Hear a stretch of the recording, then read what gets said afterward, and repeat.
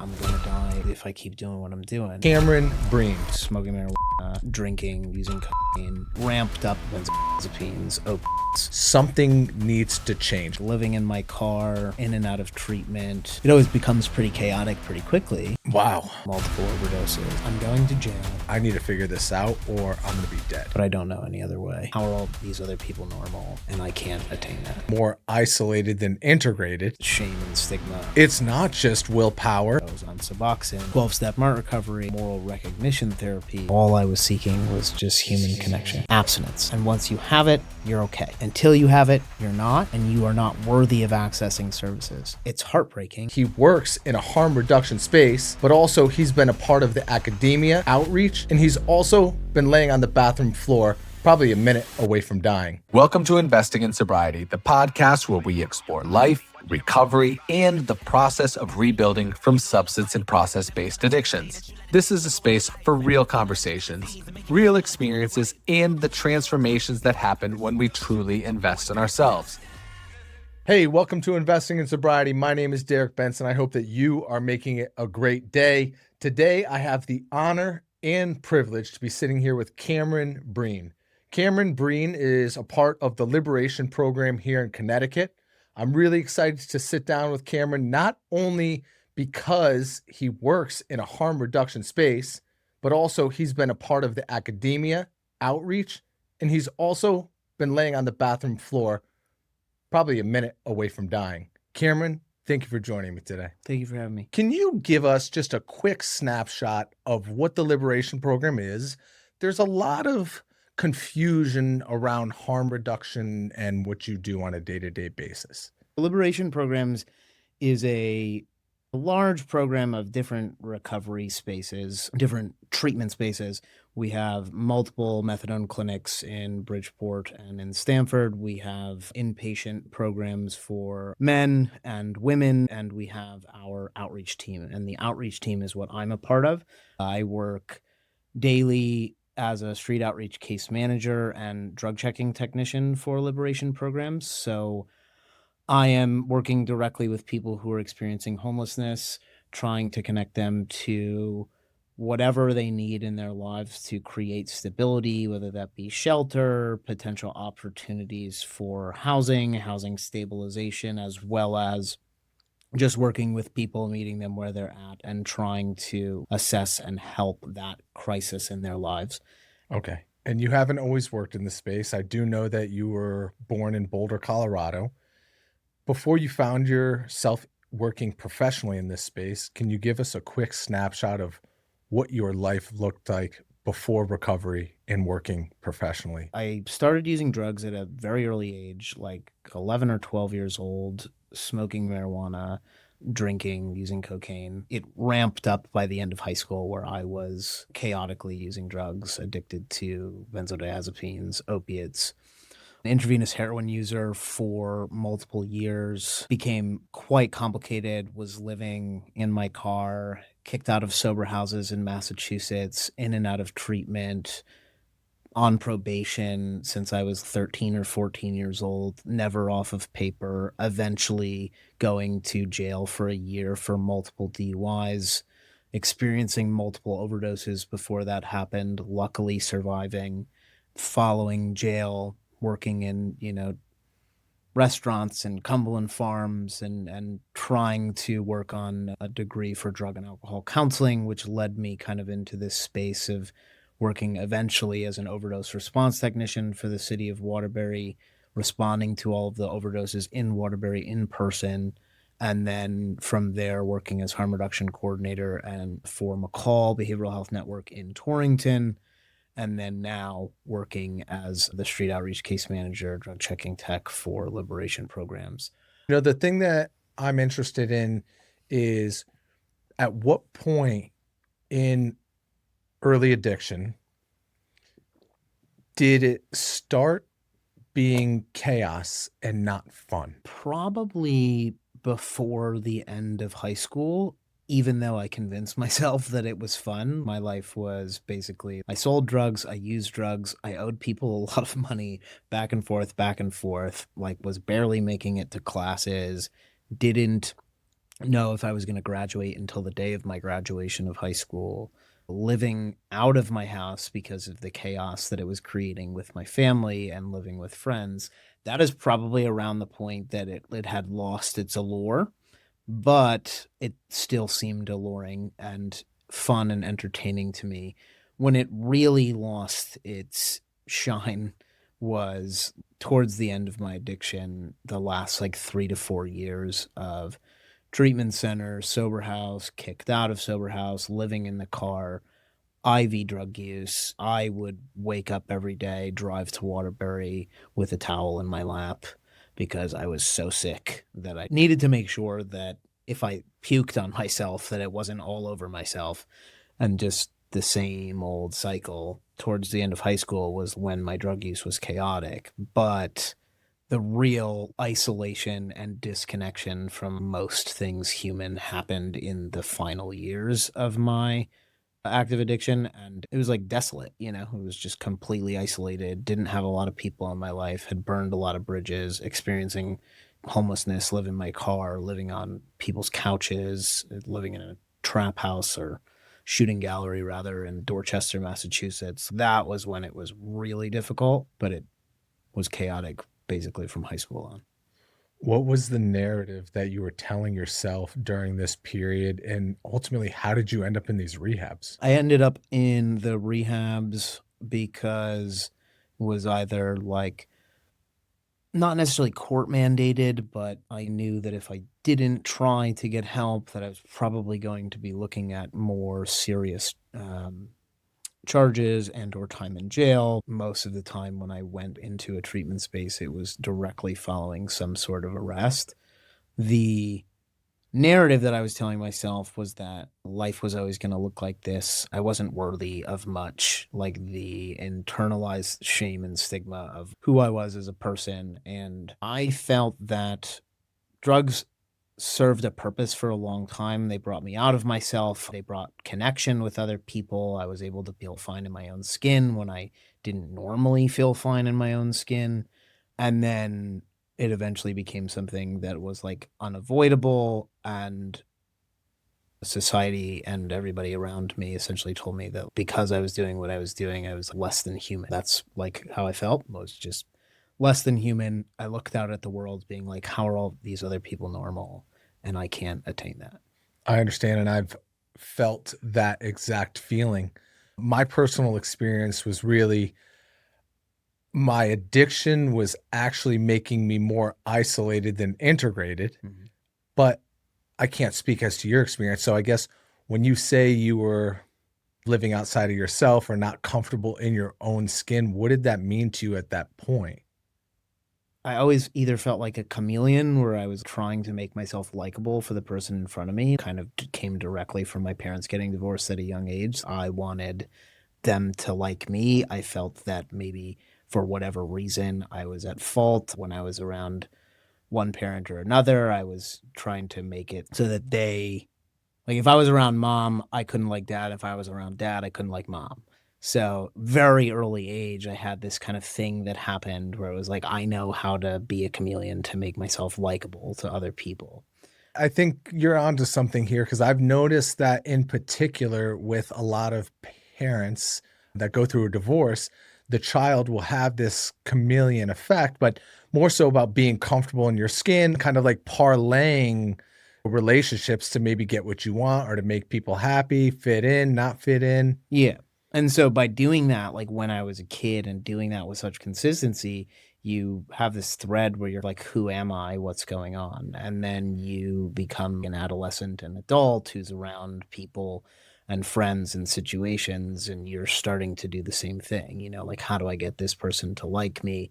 And I wouldn't say I was like the most socially awkward kid or anything like that, but like substances in and of themselves like served a purpose where I was able to feel fine and not have the mind running 8 million miles a minute and just promote and project myself in social situations that was easy and they flowed better. All of the things that you deal with as a kid, like I could flirt, I could do whatever. Without them, I felt like I needed something and that I wasn't capable of those things because I was either in like a little bit of awkwardness or anxiety about how people would perceive me because from a very early age, it was like, how always constantly, how am I being perceived and how can I show up in a way that makes this person like me or this person like me? And am I being authentic with myself? And I think that was probably the most difficult thing, was like the authenticity of who I am as a person and showing up in those spaces and not really knowing how to do it. And so in a way, substances gave me an opportunity for that without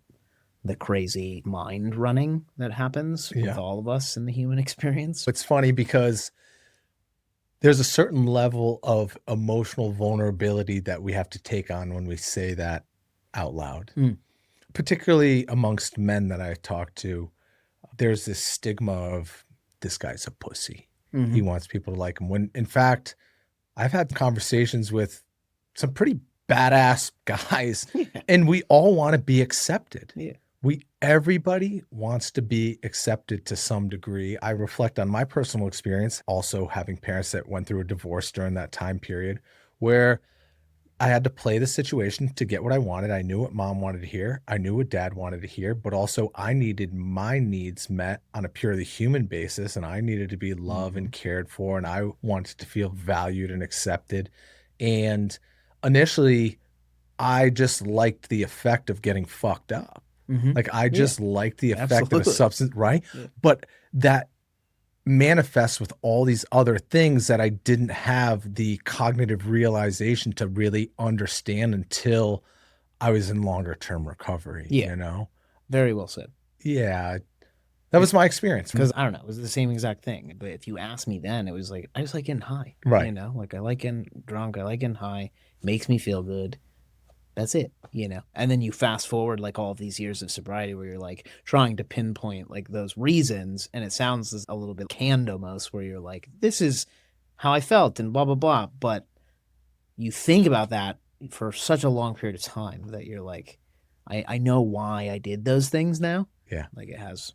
No, 100%. And I think the only way that I've come to those realizations is through working with other individuals in recovery and then looking at myself as a human being, looking at myself in the mirror and kind of creating a social construct as to how little Derek Benson was feeling at those periods of time. And some might argue that we have a bias in looking, right? Like maybe a hindsight bias, and that justifies our journey now, right? But on the flip side, I don't think it's a bias to look at your past and try to understand who you were, because at the end of the day, I still know the way I was feeling at certain points. What was the point that you recognized something needs to change? I know that you had overdosed.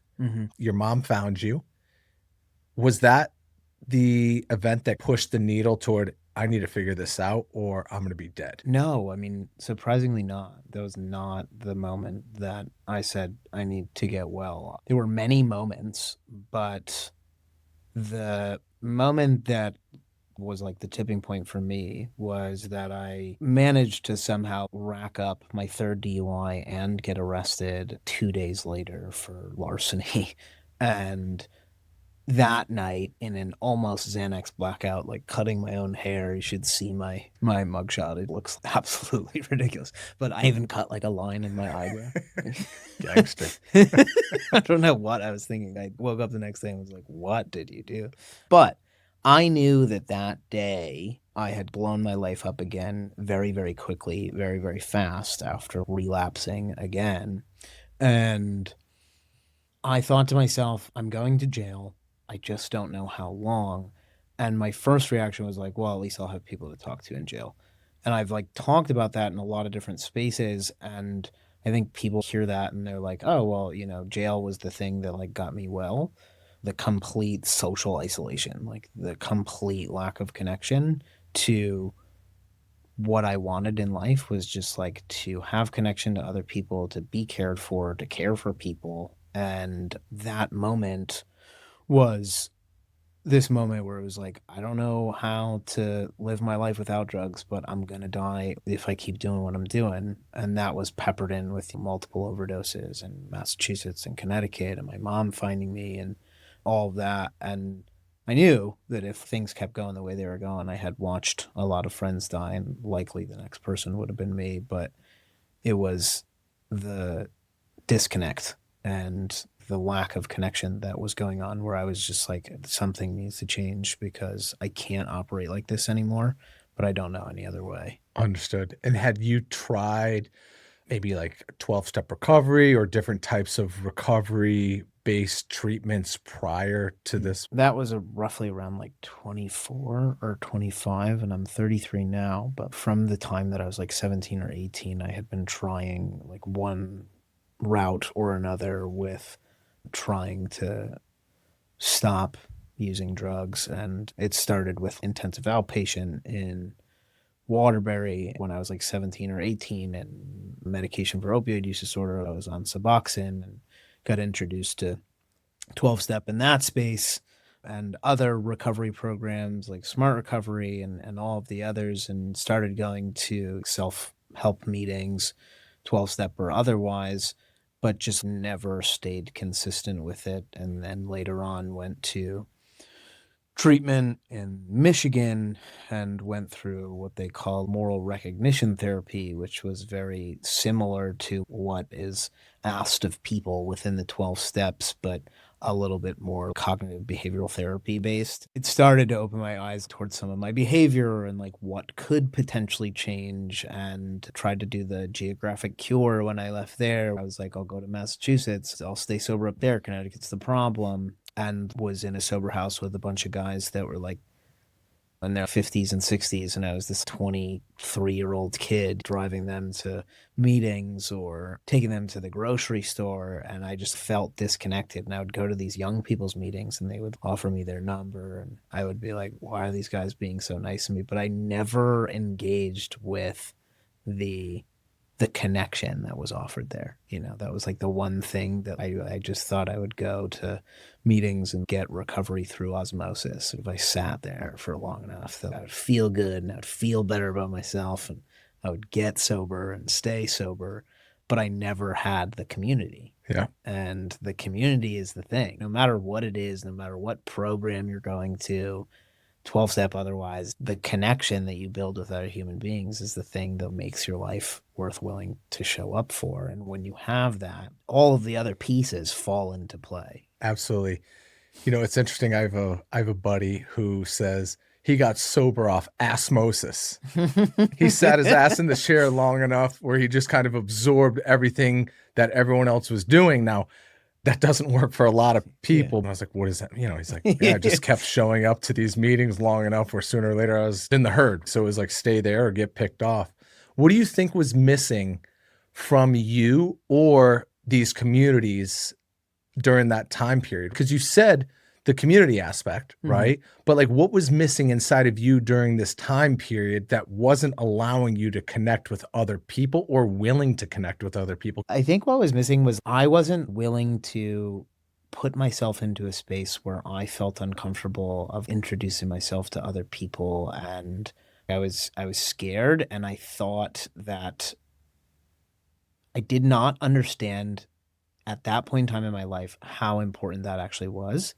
And so I ran off of the understanding that was, if I just do this and if I keep doing this, I can get better and I won't want to use drugs anymore. And by not doing that, stayed socially isolated. You go through enough crappy days and using drugs looks like a good idea.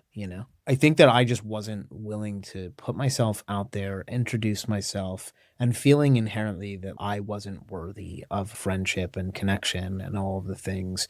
And for me, the first times I started to realize that was in a state where I didn't know anyone, where I was brand new, going to completely brand new spaces with people I had never met, with no buffer. There was no friend sitting next to me that was like, hey, let me introduce you to this person. And so it was all left on me to put myself out there. And I, for whatever reason, was not able and ready to do that. And so I would go sit down. The osmosis thing didn't work for me. I'm sure it works for some people. Like, that's the beautiful thing about recovery, is it works so differently for so many people and it has so many facets. And so I would just be confused at how I could connect with other people. And eventually enough time went by and I felt crappy enough. And it was something super simple where they were smoking a joint outside at work one day. And I was like, okay, been a long day. They won't test me at the sober house. I'm fine. I took a couple hits of a joint. I was like too high and I was like, I'm going to the bar. And then 3 hours later, I was like, I'm going to smoke crack. And then a few hours after that, I was in Dorchester, Mass, place I had never been, copping drugs. And fast forward a couple months, and that's where I was basically like homeless, living in my car. So for me, it always becomes pretty chaotic pretty quickly. That's not the case for everybody, but it was all based on that just like lack of ability to really build connection with other people. It deeply resonates with me. And I was a slow burn guy until I wasn't, right? It was like slow burn and then 1 year of just chaos, right? And I find that very interesting because, like you had said, everyone's story and progression and the manifestation of their addiction and what the design of that is very different. You had got caught on the DUIs, you go away for 1 year, and when you come out, are you sober, or is this the sober house after you did your time? The sober house that I'm talking about in Massachusetts was between the second and third DUI. So I hadn't even gotten the third one yet at that point. That was my real first introduction to sitting down with a sponsor and doing step work and being in the sober house and going to meetings with some regularity. And then ended up relapsing out there, was in Dorchester, living in my car. Eventually, I came home, did not stay sober, ended up catching the third DUI. And in that moment of understanding and knowing that I was going to jail and having previously been exposed to the self-help recovery stuff, it was at that moment where I was like, I'm so isolated, alone. I'm going to die if I keep doing this. I need to do something different. And I just started going to meetings with regularity, like every single day, sometimes twice a day, while waiting to go to jail. And so when I went to jail, I was like 7 months sober. Okay. And I came out with close to 18 months sober, or maybe a little bit more, a little bit less. And so I was doing that whole thing leading up, and then went away for like 11 months on a year and came out. And that's when I just kept doing what I was doing, but also starting to work in the field and going to school towards working in the field, that kind of stuff. What's that progression look like when you get out? Because I know at one point you were a part of a program where you were in first responder situations working with the police department. And so like you're a convict, you're an addict, and then you catch yourself at a police station helping other addicts. Can you walk us through that and kind of what the design of that looked like once you get out and you're starting to live a life in recovery? When I got out, I started working at a barbecue spot that shut down, and then Cumberland Farms, and started going to school and saw this position come up with the city, which was overdose response technician.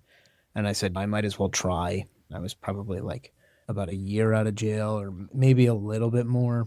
And I had to go interview at the police station. And I remember calling my friends and being like, my inmate number is 424556. If you don't hear from me, put some money in my books. I had never walked willingly into a police station and out of a police station in my entire life. And I was going to interview there.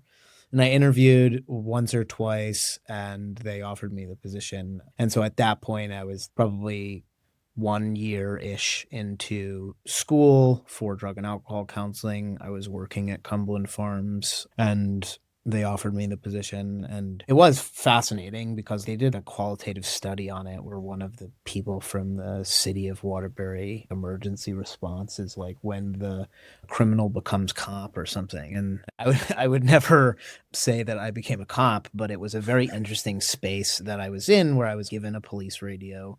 They would call me ORT, overdose response technician, to any 49 OD. That's what they classified it as. And I would go to the scene and I'd talk to the family members. I'd talk to the person who survived, and I'd follow them to the hospital, and I'd just try to get them into treatment, make sure they had naloxone or Narcan at the house, test strips, stuff like that. It was a very uniquely eye-opening job, and I cannot imagine the difficulties of law enforcement and the things they have to respond to, because I responded to like 10% of their stuff that they dealt with work, or maybe even less. And the amount of pain and hurt and trauma and death that you see doing work like that can be like really, really heavy on the heart and on the soul. So, but I did that for like 2 years while going to school and doing the other things. And what a uniquely amazing opportunity that was. I, for a period of time, had a deep resentment against the police, Mm-hmm. but I also realized that I wasn't living a life that was like aligned with the values of society, Yeah, right? yeah. You know, with that being said, you catch yourself in these situations where you're working alongside of them. It's not an easy job. Being a police officer is not an easy job. You have to be a human being and then go into that. It's easy to have a level of criticism, contempt, you know, from 50 feet, from 100 feet, from your television screen. When you're actually getting into these calls, domestics, overdose, suicide attempts, like, you know, actual crimes, it's a different animal. And so I have a lot of respect for first responders, the police, and everything that they have to navigate, because we're all human, man. Mm-hmm. We're all human. Yes. Nobody's perfect. When you're in this role, what are the types of situations that you're going into? And also, more importantly, what are these dialogues with the people that overdosed? Some of the situations we were going into, you would see some of the same people overdosing consistently. A lot of people who were experiencing like unsheltered homelessness. Waterbury is just like a pretty marginalized community. And so it was this large plethora of true understanding of this opioid epidemic, whatever you choose to call it, how broadly it affected such different swaths of people. Waterbury's unique. It's like suburban in some areas and you know, very much like a city urban area in others. And so I'd be responding downtown in places where people were experiencing homelessness, or I'd be responding in a house where the person is surrounded by a family who loves them and cares for them and is so scared about like what's happening. And then just having conversations with them of what's going on. There's no judgment. I have been where you've been. I have survived overdose in the past. I just want to make sure that you're okay. And if you need anything that's going to help you here, that's simply my job. But what else was unique about it was that it allowed the police officers to not have to be the expert in every single scenario, because they have to be the experts in all of these wildly diverse scenarios. And not every police officer knows where the person can go to get connected to Suboxone or methadone or whatever. They're just going from one call to another call and trying to make sure people are safe. And so they were able to kind of just like step away and sometimes like leave the call. And I'd spend time talking with the family members or the person who survived and just connecting them with the things that they needed or were interested in and following up with them for 30, 60, 90 days, however long they really needed. And then sometimes they'd say, I don't want anything. And sometimes they'd be like, I don't know what to do. Please help. How does this program work in coordination with other programs? I'm familiar with CCAR. I'm familiar with this role, but what are the synergies between these programs that ultimately help provide a clear pathway to seeking some form of recovery-based treatment, whether it be medical, community, job placement services, those types of opportunities that are offered in the community? Yeah, it was run through the City of Waterbury Health Department and with close coordination with the police department. It was before CCAR had gotten their Waterbury office, but we were trained through CCAR as recovery coaches. That's what they were expecting of us as we worked into building the actual program and the rules with the different providers within the city that did workforce placement and reentry and syringe services and stuff like that. So we had a lot of integration with a lot of different people providing different kinds of service. Okay, that makes complete sense. And for the people that are listening that don't know, CCAR is Connecticut Community for Addiction Recovery. What's recovery look like for you during this time period? So at this point, you're roughly 2 to 3 years. Mm-hmm. The position started in July or June of 2020. Okay. And so I was like talking with them in the months following up to that. I was probably roughly about 3 years-ish, because my sobriety date is August of 2017. So roughly 3 years-ish, a little bit less when I started. And it was a unique thing that happened with my recovery at the time, because people understood within the spaces that I was in, the work that I was doing, and I ended up having a lack of boundaries with trying to help people, which can become very, very draining. And so within the spaces that I was in, people were like, well, Cam's the detox guy. And I didn't understand at the time, because I felt like so useless for such a long time that being of service was like this huge thing. And I was like, oh my God, this is like the purpose of my life. But even if the purpose of your life is like cooking, and I know so many of my friends that are like phenomenal cooks and it's part of their being. If you do something all day long, every day, and then you go home and somebody's like, can you please cook for me? Sometimes it's like, well, I just don't want to cook, you know? How did working in the recovery space and being an individual in recovery blend together for you? What was your equation for managing your personal recovery and your recovery work?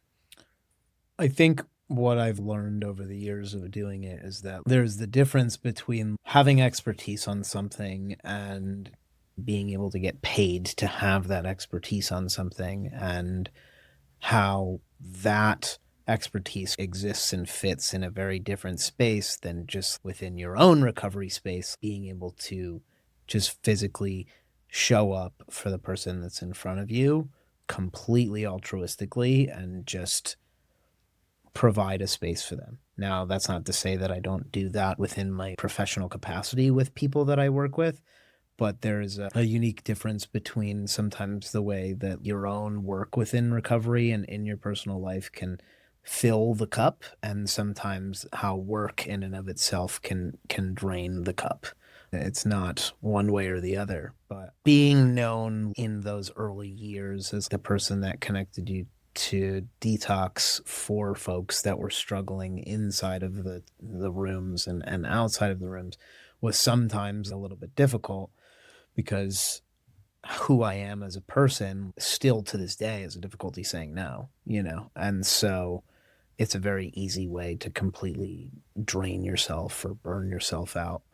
And learning what's going on for me internally and externally in those spaces as I navigate my own personal recovery and my own life, and then like work, has been a unique, fun journey to figure it out. But at the same time, it can also be like extremely draining. It's like I just want to not people for 4 days at a time. Right. Right. I've actually noticed that about myself because I'm 11 years sober now, and really I'm sober today. Like I have humility with that. But if I'm not investing in my own personal recovery, then my recovery isn't enriched to a quality where I can be of maximum service to other individuals. But when you're doing recovery all day, every day, what do you do? Do you have one particular thing that helps you navigate that? I think the skill in navigating it for myself is trying to rewrite the definition of what I'm doing, right? And within the recovery space, so often it becomes about the drug or about abstinence or about recovery or treatment or all of the things. And what I've tried to do is remove any of those concepts or expectations when I'm actually just talking with other people, because at the end of the day, people just need support and somebody to show up for them and love them and care for them, and understanding that that's what I'm doing first and foremost. But figuring it out for myself it's a daily process for me of just not understanding when I've met my capacity and it's time for me to just like not answer the phone. You know, it's time for me to understand that I am not here to save the world. I'm just here to show up for people that need the support and that I have the privilege to be able to show up for.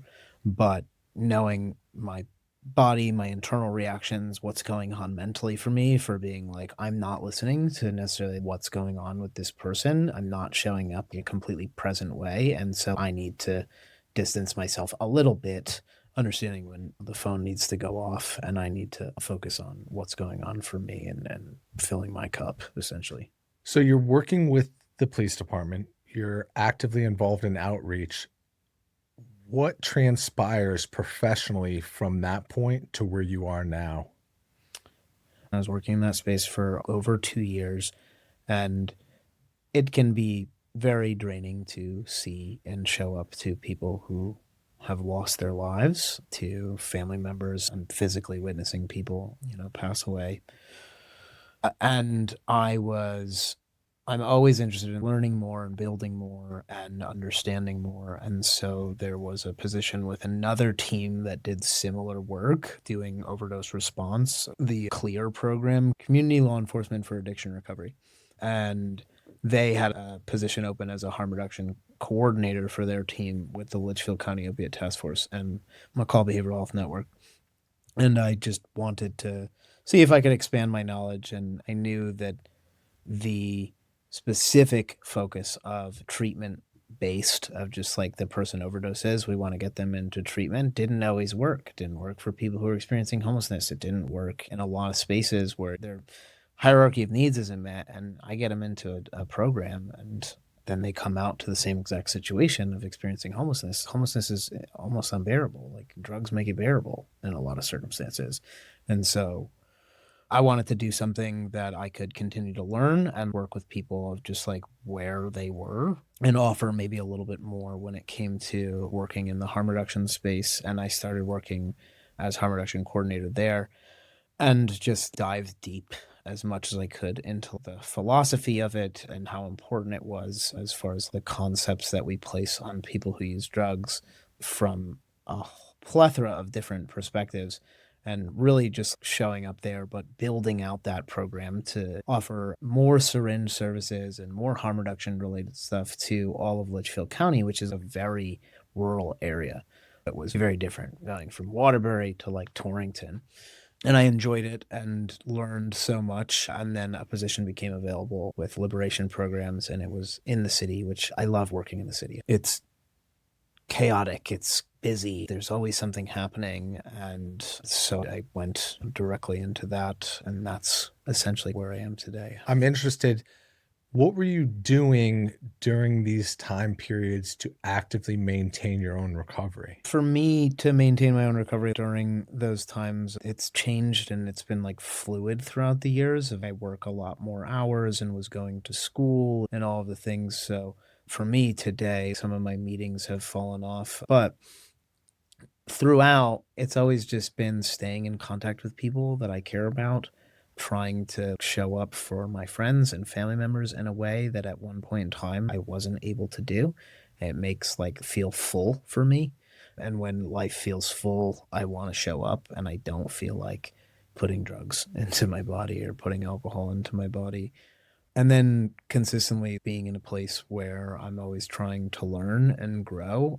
All of those things for me make me want to maintain my own recovery, as well as showing up for others, and being in the spaces of the rooms themselves have been helpful to me. Have you come to any cognitive realizations in recovery that you realized were deeply flawed while you were actively using? It's so simple, but one of the things that I did with consistency while I was using was, I wouldn't say I'm an insanely anxious person, but I consistently had this feeling that I wouldn't ever be able to make it through the next thing, the next difficult thing, the next trying thing, whether that was jail or, even physical withdrawal or detox. I'd written this concept in my head that I wasn't strong enough to make it through anything, and substances and other things were the things that built me up and made me feel like I was able to move through whatever that next difficult phase was. And in recovery, I have learned to rewrite that. Sometimes I still feel that way. Sometimes I feel like I'm not going to be able to get through the next difficult phase of my life or difficult task or whatever it is.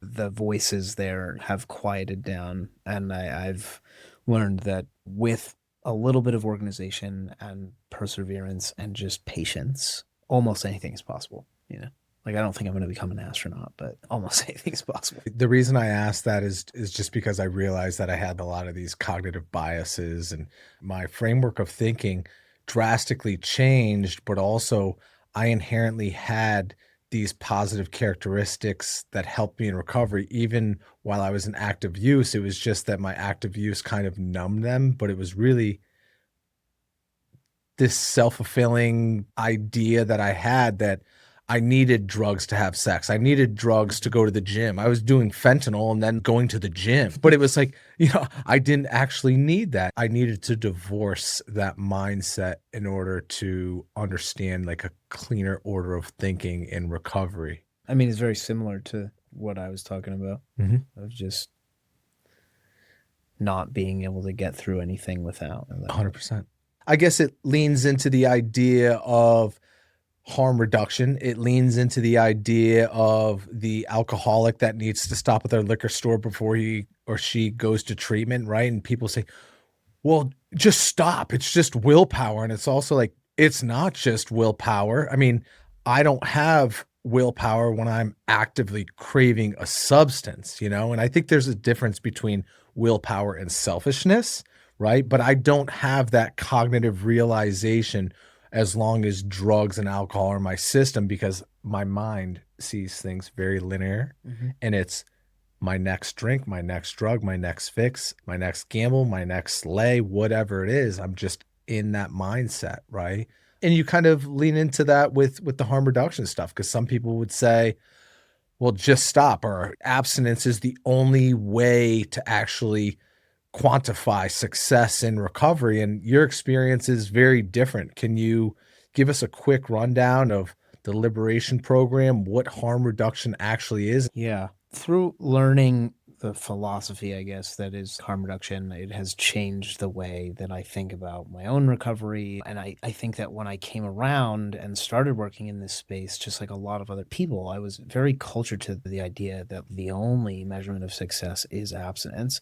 And I remember before starting within the harm reduction coordinator space, kind of having this idea that why would a methadone program prescribe substances to somebody who is still currently using drugs? I was just in that one set mind framework of how I had been taught. And it's how we've been taught culturally for a long time.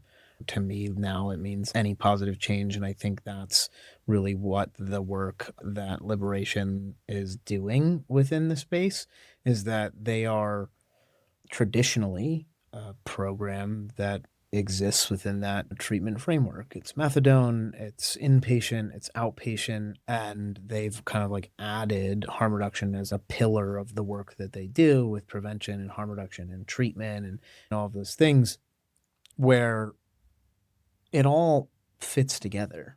And it does not need to be like one or the other. And I think sometimes the two communities are at odds with each other of recovery, abstinence, or harm reduction, and they don't necessarily need to be. You're just talking about realistic, pragmatic approaches to people who have either complex relationships with drugs or have substance use disorders or any of the things. They're just showing up with a whole person focus of like, you are the expert in your own life, and your life may be chaotic right now and your life may be painful, but you're also the person that's going to be the primary agent in making any change in your life. It's not going to be me. It's not going to be the probation officer. It's not going to be the counselor, whoever. It's that person and what's going on with them, and they understand what their needs are and need to be met. And sometimes those things are like a bit askewed based on the substances that they're using or whatever, but it's just showing up in that way that truly meets the person where they are. And the work that Liberation has done specifically to build that out for people is something that I feel privileged to be a part of, because like we have the van that goes out into the community every day. We have a clear program that's connecting with people who are at the highest risk of overdose. I am so grateful that I work within the homeless outreach space, because what I saw with such consistency, people are outside, their needs are not met, like their hierarchy of needs are not met, and they are told by a system that they need to maintain abstinence in order to access any services. It's heartbreaking because I worked in those systems and I saw on the ground level, like going to overdoses every single day, 10 to 12 times a day in some circumstances, that treatment is very finite focus. It's not looking at like the whole person. It's not understanding that they need to have some level of stability in order to even to begin to think about trying to maintain any sort of recovery for whatever recovery looks like for them. And so I'm super grateful to be able to do that work, because I loved what I was doing, but I also felt like I was butting my head up against a system that didn't make sense. You talked about like the concept of the rock bottom a little bit before. That's what we're told, is that like once they have everything of value removed in their life, then they'll get better. But substance use disorder, one of the criteria for it is the person continues to use drugs despite negative consequences. That's not the exact language of it, but that's part of the criteria, is that they continue to use substances despite consequences that are happening in their lives. And then the system says, we're going to throw as many negative consequences at you as possible and expect you to get better. And it doesn't make sense. And it runs all off of abstinence. And I saw over and over again people not be able to access systems because they were not abstinent and die as a direct result over and over again. And so being able to work in the space that says, I don't care about any of those things. Drugs are the last thing that really matter here. Let's try to get you from point A to point B where your life is a little bit more manageable, where it has some stability, where you know that somebody cares about you enough that you can care about yourself. A lot of the things that you said draw me back to Gabor Maté. And I can remember years ago, I think it's The Realm of Hungry Ghosts, I believe, or maybe it was a podcast that I heard him discussing this. You have use, you have abuse, and then you have addiction. And actually, it was on a podcast with him, Dick Schwartz, a bunch of other CBT type guys. And Gabor kind of lays this out, and he says addiction is doing something despite negative consequences. I think the feedback loop that we're discussing here is once you get a DUI, once you have an overdose, once you have a simple possession charge, you have difficulty getting a job, like just like a baseline job in the community. We're not talking about social services and getting stuff for free. Some people would say, oh, you're getting handouts. No, we're talking about just being like any productive job that pays you. You're almost ruled out because you might have gotten a slap on the wrist. So I think it's trying to navigate these feedback loops of doing something despite negative consequences, doing something that actually can get you ahead, or being a productive member, but also the synergies between those things so we can actually have systems that are effective and efficient on an individual basis. The one thing that I'm interested in is your day-to-day now is, or at least one piece, is testing drugs for purity levels. Now, you handle drugs every day and you're sober. What's that look like if someone were to show up and say, hey, I want you to test my drugs? Or paint a picture so someone listening who has no concept of what you do and how these programs work can better understand. So we operate a drug checking program. There are 5 in the state, one in Bridgeport, one in Torrington, one in New Haven, one in the New London area, and one in Hartford. I work closely with all the folks that do that. And the concept of the program is pretty simple. We have a spectrometer. It is a machine that allows me to test a person's drugs. It's like a very, very small amount. They give me what's considered drug trash, about the size of a grain of rice. And the machine allows me to tell what's in it down to the active and inactive ingredients. So something that's like mannitol or caffeine or acetaminophen or whatever is really showing up in the drug, and then the actual drug itself, whether that be something like cocaine or methamphetamine, MDMA, or fentanyl, heroin. There is a detection limit on the machine. Things that are below 5% are difficult to detect. So it's not an absolute perfect science, but it's better than a person getting what they get on the street, believing what the person said it was, and then putting that into their body. The way I explain it is, we know how much in your Celsius, how many milligrams of caffeine. Better be 200. Exactly. Better be 200. We know how many milligrams of caffeine. We have a list of things that exist within the substance. When it comes to the drug supply, we don't have any of that. So what it looks like is essentially we operate a syringe service program. People come in, they get other supplies and wound care and snacks and all sorts of things. And we talk to them about the program. And we let them know that we can essentially test what's in their drug.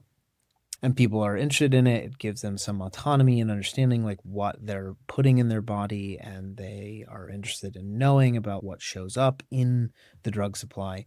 And so I can sit with them for 10 to 15 minutes. And during that point in time, I have a slightly captive audience. I can talk to them about anything that's going on that's changing within the drug supply that we see, and really try to inform them so that they can make better informed decisions about their substance use.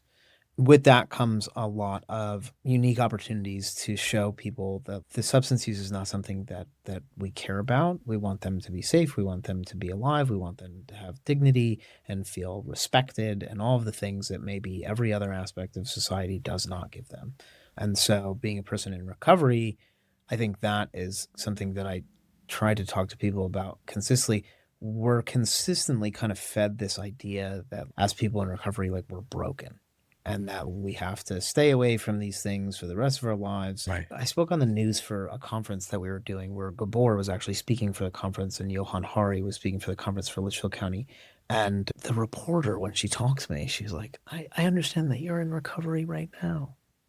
Like all sad and like, oh, how is that for you? Because that's the concept that Right. people have, is that like we're like holding on for dear life and we're just like not using drugs. And that is so far from the truth and from what I've experienced. I get to do so many beautiful things and wonderful things and parties and cruises and all the things.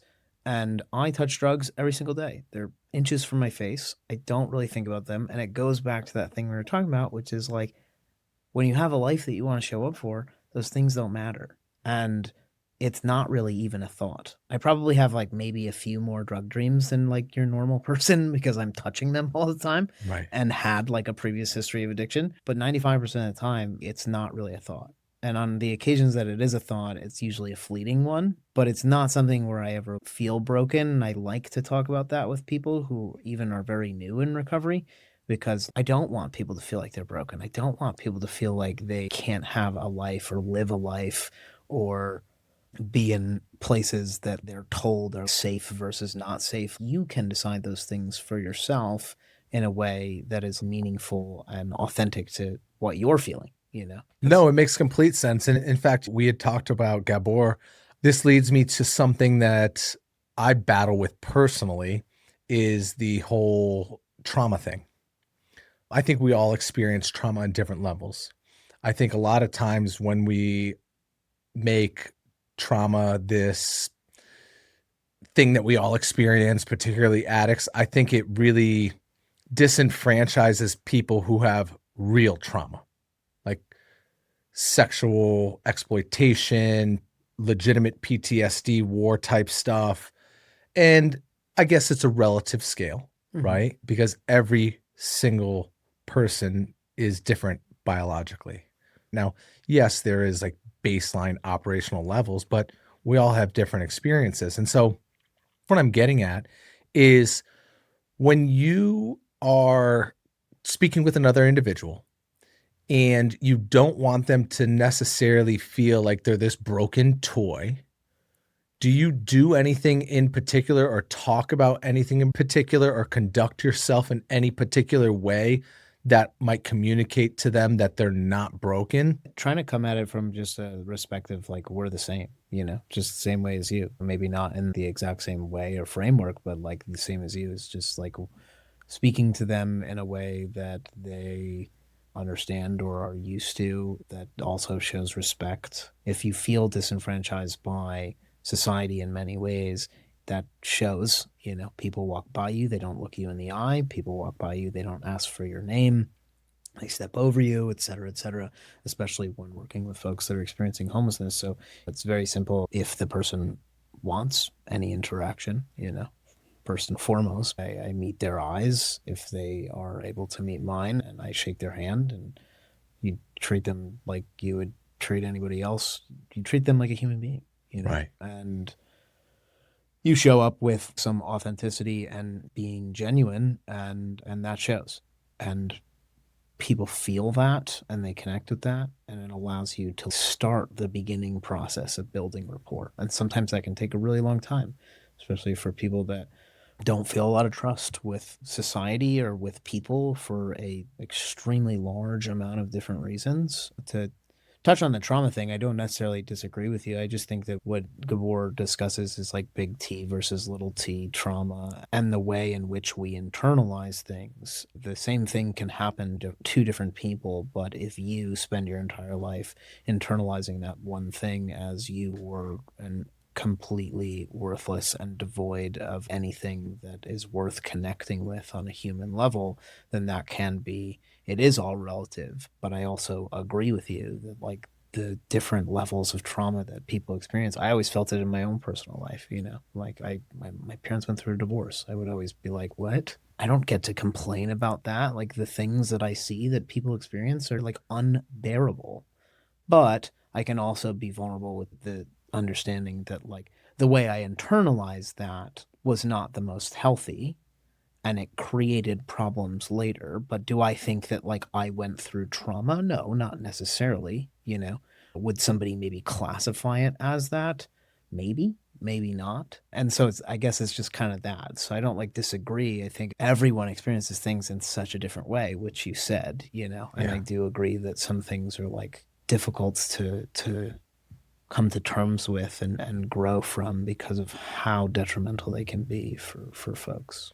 Absolutely. And I'm glad you discussed the big T to little t and the biological difference that we all just have. I think the thing that I've found is oftentimes when I'm working with another individual, they might be willing to label certain things as trauma. And I'm like, let's keep perspective on this. Everything's relative. And I understand that this is impactful toward your life. And yes, this is your trauma, but it's your version too. For me, I have to have an internal locus of control and really looking at myself and taking accountability for my role in everything as well, which is tough, right? Particularly when I've worked with men who have sexual trauma or they were molested when they were younger, because I do see a large amount of the individuals in active recovery or active addiction having some level of molestation or some type of experience in their history. And like you said, it's more about connecting with them on a purely human basis and letting them know, like, yes, this is your trauma, but not necessarily going to this extreme and creating this feedback loop of this is my trauma. This is why I keep used. I'm broken, right? This is my history. And it just perpetuated my active addiction. But when I found community, that allowed me to disclose that stuff to another individual and just build some sense of camaraderie and community. And so many people are just like pushed away from these spaces when all they need is that continued support. If I am an individual that has no experience in this at all, and I'm listening, what is the setup? What's the design of going there and actively engaging in some harm reduction type facility? We're right next to the Bridgeport Hospital, so it's on Mill Hill. We're operating as of now out of the methadone program. There's like the main floor of the methadone program and there's like the lower floor of the methadone program. If you go to the lower floor of the methadone program, it's mainly all outreach as well as like some other counselors, but it's mainly all outreach. As you walk in, there's a little like office, and in that office we give out supplies from condoms, snacks, syringes, safer smoking supplies, all sorts of different things. Spectrometer is also in that room.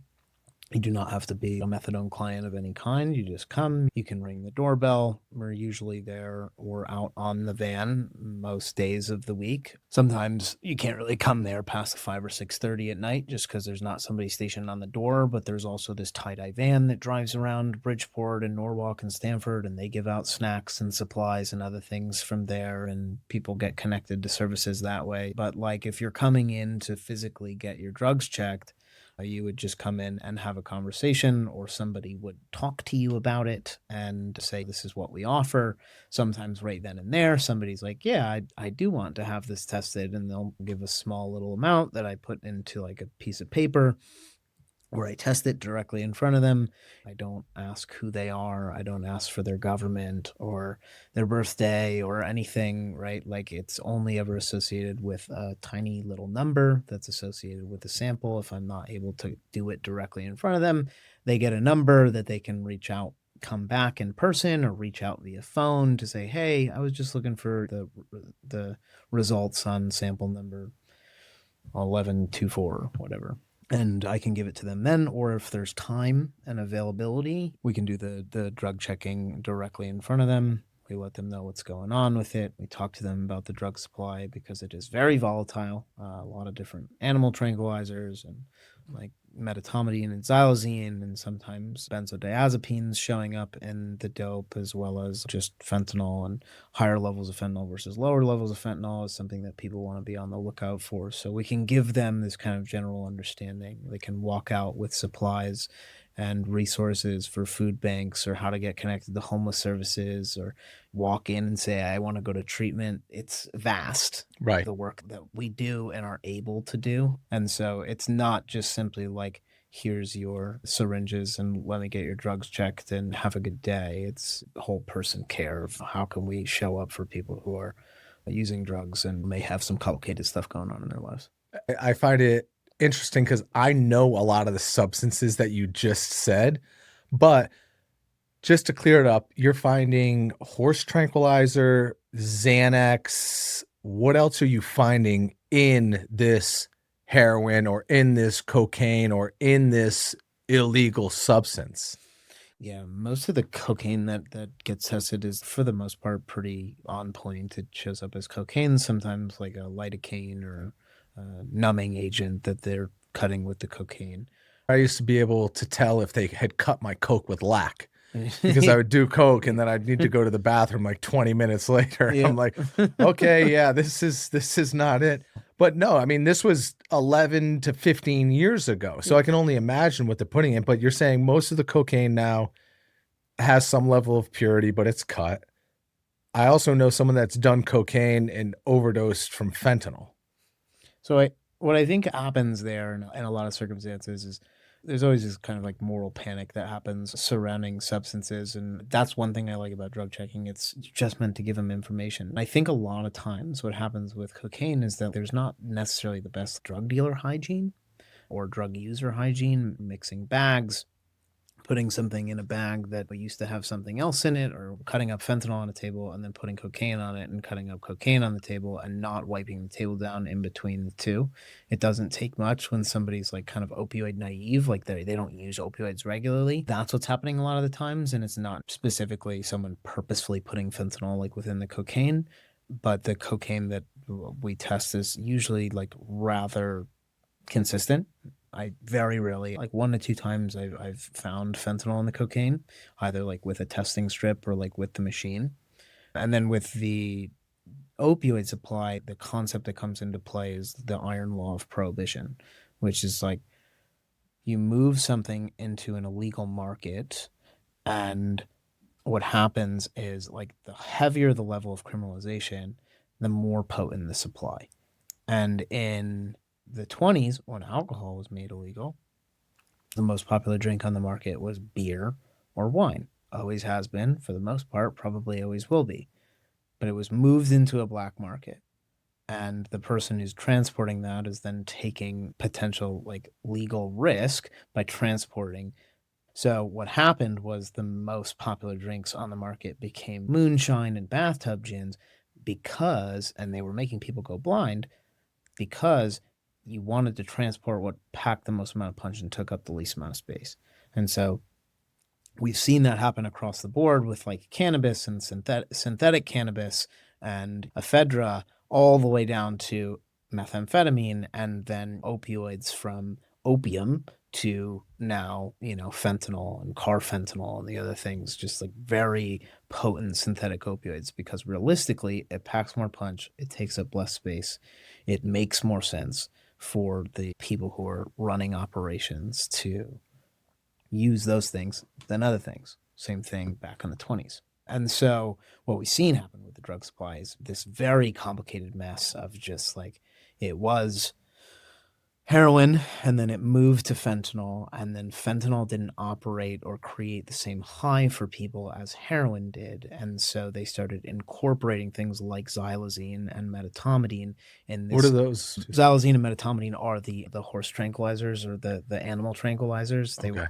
Xylazine specifically was never approved for human consumption, and it was used for like horses and animals.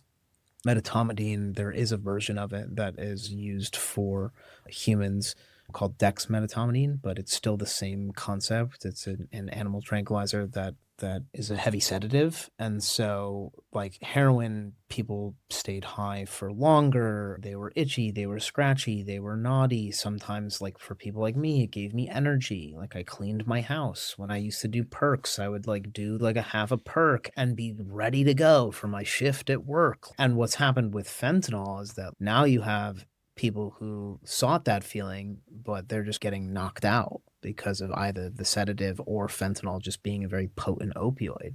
And so the people in charge of like moving that product were looking for something that would add that naughtiness, that like extra, because fentanyl also lasts shorter. It's not, heroin lasted longer. Fentanyl lasts shorter. So they're looking for something to kind of elongate that high that people were experiencing. Well, what's happening is you end up with this just very volatile drug supply because of the iron law of prohibition. And so you have the sedatives. Sometimes you have people adding benzodiazepines. I don't see it as often, but then you have multiple central nervous system depressants showing up in a drug, and that makes it a lot easier to overdose. 100%. What percentage of heroin is actually heroin? So let's say this. If I were to go on the street of Hartford, if I was in the South End or North End or whatever, and I was to pick up a bundle, 10 bags of dope, what percentage of that is actual heroin? I don't see any heroin.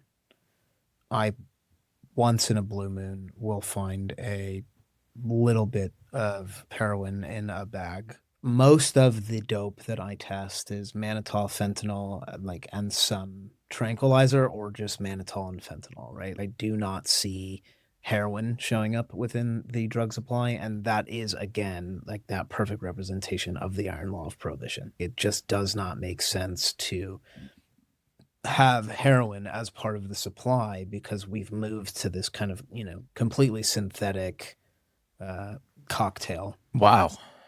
I didn't expect you to say that. I thought you were going to say maybe 10%, 20%. I don't have a representative sample size to say that like everything that I test gives you a general understanding of what's going on with the drug supply. I'm sure there are pockets, and I'm sure it probably exists between the 10 and 20% range, but for the majority of people, based on my knowledge of across the state, is the majority of the supply does not include heroin. I mean, even if you said 5 or 10%, but the fact that you can't even associate a number just says that there's no more brown dope.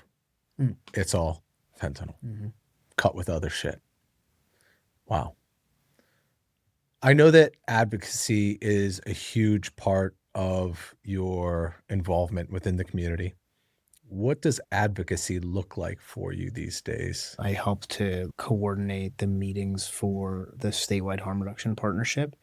And then I also work closely with the Police Assisted Addiction Recovery Initiative as part of their Lived Experience Council to try to advocate for that centers harm reduction and its importance, or overdose risk prevention, since we can't really talk about harm reduction in that way anymore, in its efforts. The advocacy work these days has been very much towards working towards having overdose prevention centers, what people know as like safe consumption spaces or safe injection sites, but preferably overdose prevention centers in the state of Connecticut as an important tool to stop people who are the most at risk of dying of overdose. Right now, there's been a lot of work recently towards Senate Bill 195 for overdose prevention centers. I think that one thing that I'd like to share with the audience is to keep an open mind when it comes to spaces surrounding these harm reduction philosophies and ideologies, and understand that I felt those exact same things too at one point in time or another. If that's you that I'm speaking to right now, we have to come from a perspective that treats people with dignity and care. And if you look at that in a way of actually addressing your own problems and addiction as a whole, operating from that perspective of a harm reduction philosophy really is the solution to many of the problems that we find within addiction. We've been trying year after year, but we continue to lose people, and politically it's not something that people want to put their head on the chopping block for, because we have this concept surrounding it that you're just making it easier for someone to use drugs or that it creates more crime. There's plenty of data to prove, even in the United States, that it does not create more crime, but we started to see those overdoses decrease. And because we've expanded the access to naloxone via harm reduction, because we've promoted these tools and making sure that naloxone gets into the hands of people that need it most, and they have access to services like Safe Spot, Overdose Prevention Hotline. All of these things have started to shift, and we've seen this decrease.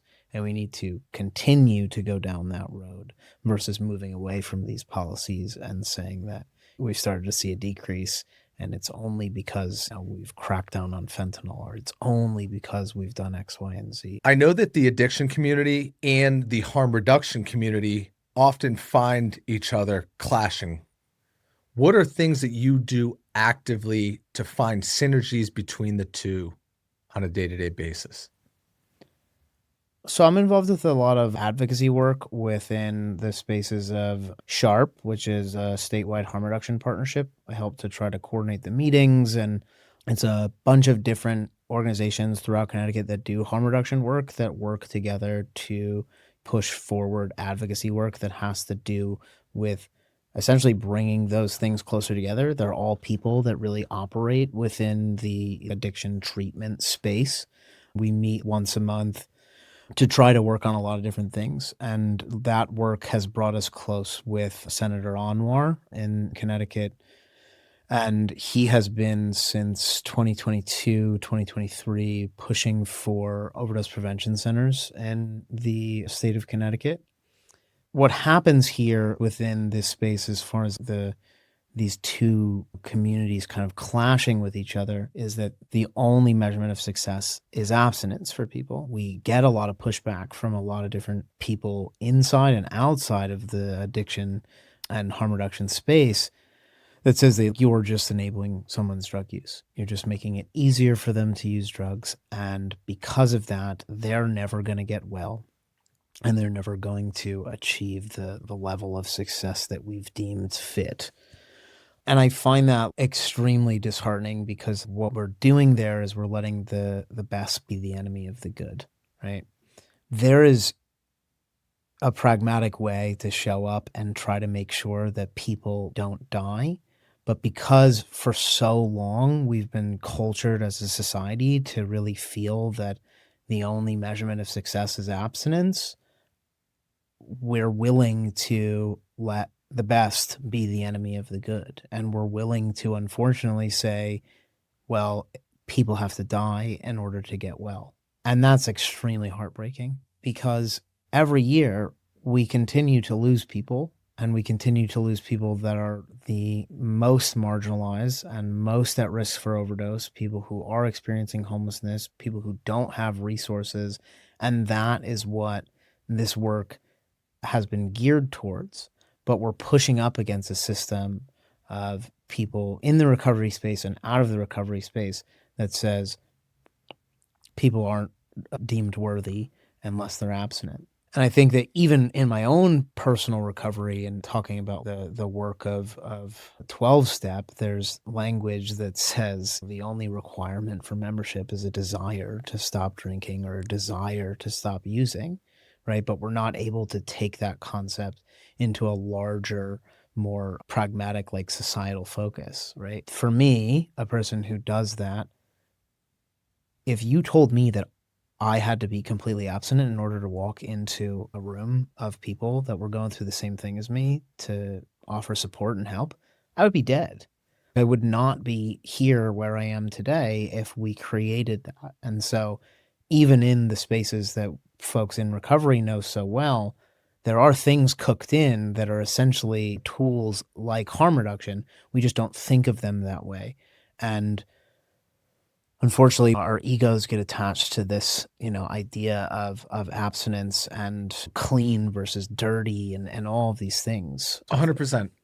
Being a member of a 12-step community and other communities, I found it bone rattling when I would hear an individual say, "You're on Suboxone, you're not sober." Now, I would always say, not every meeting is the most nutritious meeting, but also having that contemptuous attitude towards someone who is trying to do things medically assisted, and you don't understand fully what that person is dealing with mentally, physically, and spiritually, is very disenfranchising. And in fact, I would argue is the complete antithesis of what that program was set up to do, right? The community aspect, the unity aspect is huge. And you're stonewalling this individual from recovery or just dealing with them because of your own personal bias, which really pisses me off, really, because who are you to make a judgment on whether this person's sober or not? What are you seeing in the community as the primary bottleneck to this pillar of recovery? When you're discussing overdose prevention centers and people having a safe space to use substances and not die, that is the basic reality of the world that we live in when it comes to the overdose crisis, is that people use drugs alone and they die. A person who is not using drugs alone, who is using, like one of the hotlines for overdose stuff like SafeSpot or accessing an overdose prevention center, they're mitigating the possibility of death because they have some sort of spotting system or a friend or a person that's there. And then you have the other side of it where for years, decades, you have folks that have been cultured and exist in a specific way where they believe that it's the only measurement for success, and they've tied their own worthiness to that, right? And you have a lot of people that exist within the addiction treatment space and other spaces where they are people in recovery like me. And what worked for them is this thing. And we have to understand that structurally, we're not giving people the best level and commitment of care while only focusing in a very narrow framework of what treatment is, what treatment means, what success means. All of those things, we need to broaden the definition of what success means. And we need to broaden our own understanding around what makes us feel less than and what makes us feel worthy. And I know that for me, I battled with that, and it's very easy to tie that to ourselves. I mean, you think about the concept of someone saying, how long have you been clean? If you're saying, how long have you been clean, somewhere along the line, you're inherently saying that they were dirty at some point in time. And the best way that I've heard it described from anybody is they say, how long have you been clean? And they respond with, I've taken showers my entire life. I stopped using substances however long ago. We want simple answers to very complex problems, and substance use is one of those things. There is no one size fits all, and the bottleneck is continuing to do that, right? And I can't pinpoint the thing that's going to say this will make it better, but having an understanding that as a person, as a human being, as a society, we want a simple answer. And that simple answer is abstinence. And once you have it, you're okay. Until you have it, you're not, and you are not worthy of accessing services. Understanding that that simple answer is not the answer. It's not the only answer. It's something that works for some people, something that doesn't work for other people, is where we can start to shift that bottleneck in a way. I have come to the understanding that I had a very problematic, chaotic relationship with drugs but I am only 10% of people who use drugs. 10% of people who use drugs or alcohol have a problem, but 90% of the rest of them do not.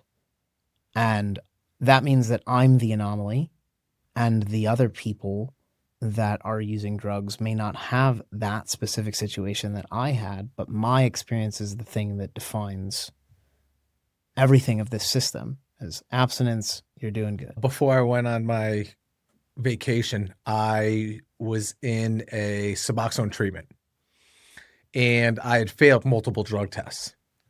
And it was because I was using, and I wasn't using the Suboxone in the way that it should be utilized. And really, I hadn't found recovery.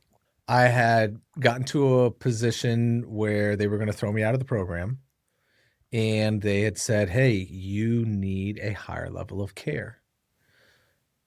The challenge was I didn't want to hear that. Mm-hmm.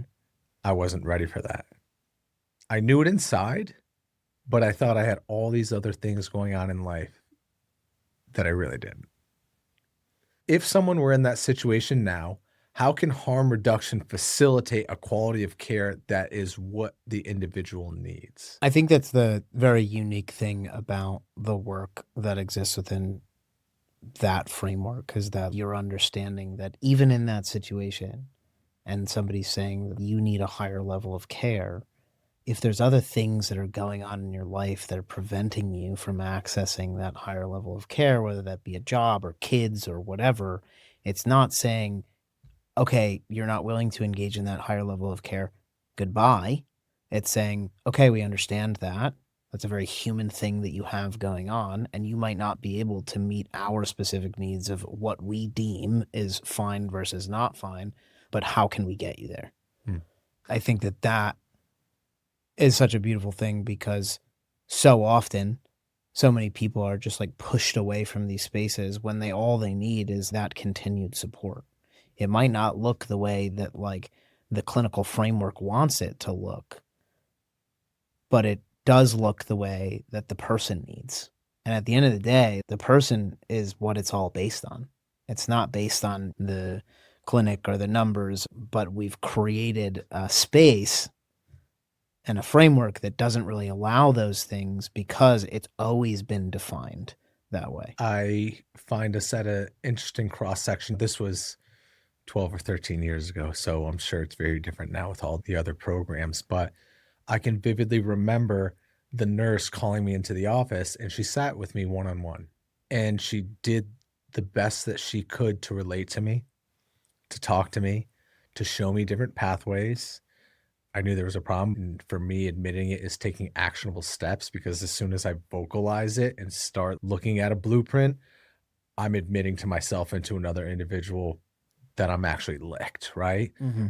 But maintaining that constant through harm reduction seems like the most viable pathway to having that breakthrough moment without kicking the person out of the program, right? Without saying, hey, 3 strikes, you're out of the Suboxone program, go figure it the fuck out. Mm-hmm. Like I said, I don't know what the design of that is, but it seems like harm reduction is probably the best alternative, because if I was bringing the pressed fentanyl pills to have you test them, if I was willing to stop by for a snack, or if I was injecting or utilizing these programs, I would be crossing paths with individuals in recovery who are willing to extend a hand, you know? And I think that's the human approach that addiction recovery really needs, right?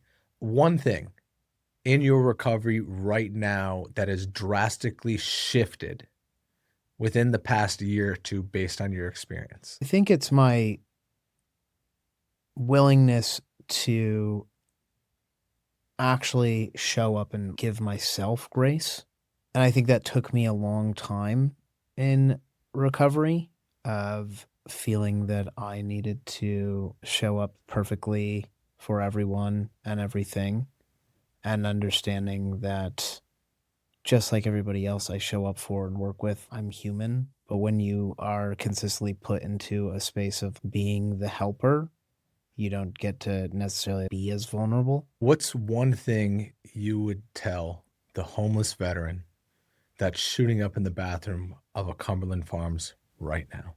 The thing that I say to anybody that I'm working with when they're in that chaotic substance use is that is not the thing that defines the person. What I would say to them is that your life matters and where you're at right now is okay, that there is options and opportunities to get away from that. There is a whole community of people that shows up for and loves you, whether that's within the harm reduction space or the recovery space or any of the spaces. There are so many people out there that have been through what you've been through and want to show up in like a loving way for you. And your use doesn't define you. Come and see what that could mean and what that looks like for you. Because when I was using drugs, I think at the end of the day, all I was seeking was just human connection. And I didn't know how to achieve that in ways that were meaningful.